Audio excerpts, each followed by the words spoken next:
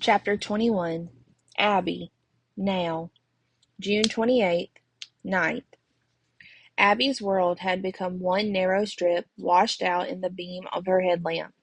The light turned the rocks and shrubs she passed into fake paper cutouts, and everything outside of the beam faded into the blackness until it was like she and Ollie were the only real things left. Even the rain had dwindled, vanishing into mist, the clouds slowly dissipating overhead to reveal patches of brilliant starlight. She could smell the mossy, wet scent of the river next to her, but only when she concentrated. Otherwise, it faded into the background too, like the smell of the pine trees and the dirt. Even her own sweaty smell hardly bothered her any more. Ollie might think she stunk like unwashed socks, but whatever.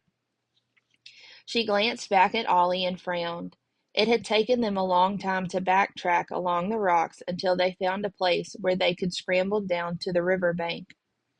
Ollie had kept insisting she was fine, that she could walk, but she'd been slow then, and she was even slower now, leaning heavily on the stick that they had found for her. Abby wondered if they should stop again and rest for a bit. "Stop staring at me," Ollie said. "I'm not." "Yes, you are. I can feel your eyes on my skin. It's creeping me out." At least her attitude hadn't changed. "Want me to carry your stuff?" Abby asked. "No. I can at least take a few things." Ollie put one hand over her eyes to shield them from Abby's light. "I can carry my own—" Ah! She flinched back, her other hand coming up like a shield, her walking stick clattering to the ground. "What?" Abby twisted around, sweeping her light across the path in front of her. There was nothing there. "What?" she asked again, turning back to Ollie.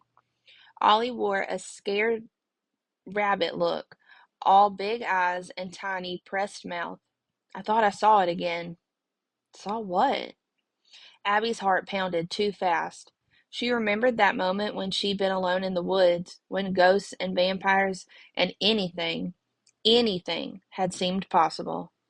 "Death from above," Ollie whispered, still staring past Abby. "What does that even mean?" Ollie swallowed. "Cougar." Abby turned again, searching more slowly. Nothing but rocks and trees. No movement, no glinting cat eyes. Only the river stretching back into the distance. Only the craggy surface of the cliff rising next to it. They were alone. Abby pressed a hand to her chest, forcing herself to relax. There's nothing there. It was probably all Ollie's imagination. She'd always been a little afraid of the dark, even if she never admitted it. "You don't believe me," Ollie said. "I believe you thought you saw a mountain lion." Ollie shook her head. "I told you, I saw one before you showed up, too. It's there." "If you say so." "Stalking us." "Okay." Ollie growled in frustration. "Easy there, Puma." Abby grinned. "Not funny. When it eats you, you'll be sorry you didn't listen to me." "I'm sure I will." "Whatever," Ollie huffed. Abby's grin faded as she swept her headlamp over the river again, her light glittering over flashes of water. "See anything?" Ollie whispered, but now she didn't sound bratty. She sounded scared and hopeful, all mixed into one. It reminded Abby of a moment years ago when Ollie had crept into her room the night before Christmas. She'd slid into Abby's bed, her small, cold feet pressing up against Abby's legs. "I heard him," she'd whispered. "He's coming down the chimney." "Then why are you in here, bothering me?" Abby had asked, annoyed. "In case I'm wrong, and it's actually a monster." "You think I can protect you?" "I think you can do anything." Abby blinked, the reflection of her headlamp wavering on the surface of the river, blurring like rain on a windshield. She'd forgotten that moment and how it had made her feel, proud and invincible, and also a little scared herself. Having someone's faith like that. Abby reached out and took Ollie's free hand, squeezing it gently. "I'm sorry. I don't see anything." And it had been hours since Emma had fallen in. If she were still in the river, she'd be miles away by now. If she were still in the river, she'd be dead. Abby crunched that thought into a tiny ball and hid it deep inside, her fingers tightening on Ollie's. Because if Emma was gone, Ollie would be all she had left. The two of them against the world, and Ollie would know that Abby couldn't do anything after all. Ollie pulled her hand free. She's not dead. I didn't say that she was. She can't be dead. This time Abby didn't say anything at all. Ollie took a deep, shaky breath. She can't be dead, she repeated, because it would be my fault.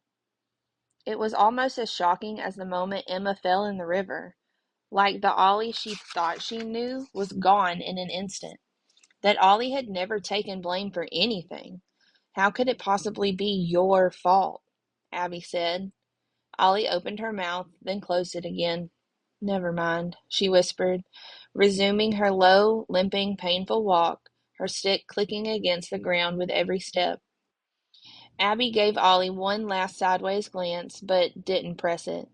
As they walked, the click, click, click, and the rushing river formed a soft, gentle rhythm in the dark. It was almost peaceful, if Abby didn't think too hard about where they were walking or what they might find or not find. Minutes passed, maybe hours. Abby couldn't tell any more. There was nothing but the night, the forest, the river, the guilt. Abby's steps slowed. Why were they still walking? They should just accept the unavoidable truth. Emma was gone, and she had drowned believing that Abby hated her. Abby took a deep, shuddering breath, her lungs tightening. She wished she could trade places with Emma. She wished.